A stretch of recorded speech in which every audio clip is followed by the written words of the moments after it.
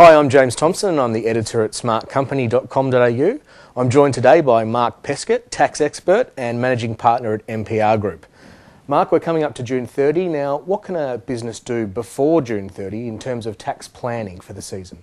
I think one of the most important things is to ensure they've kept good records during the year to substantiate their claims and making sure they're claiming all legitimate deductions. General approach to tax planning though is to bring forward expenses into the current tax year and defer revenue off into a later tax year. Alright, so let's look at expenses first. What can you do there? Well, one of the most typical ones is to prepay expenses. So you're paying for something that will be done in a later tax year but claiming it in this tax year. Now if you're a small business, eligible small business, you can claim an immediate write-off for those prepaid expenses. If you're not a small business, you can only claim prepaid expenses that are $1,000 or less. For other prepaid expenses, you need to amortise them over the life of the prepayment. And what about things like super contributions? What do you need to do there? Yeah, that's one that's often overlooked by most small business owners. To get a tax deduction for super, you actually have to pay it before the end of the financial year. So generally, there'll be super owing for the last quarter, which is generally paid in July. So you should make sure it's paid before 30th of June to make sure you get the tax deduction in that current tax year.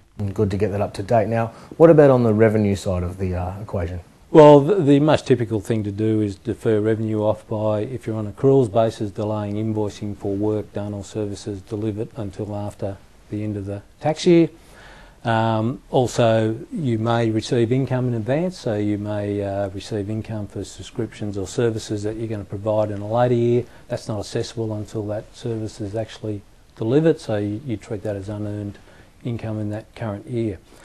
The other things you need to look at is stock, so closing stock value forms part of your assessable income. If you've got any obsolete stock, you should look at getting rid of that before 30th of June so it doesn't form part of your stock value.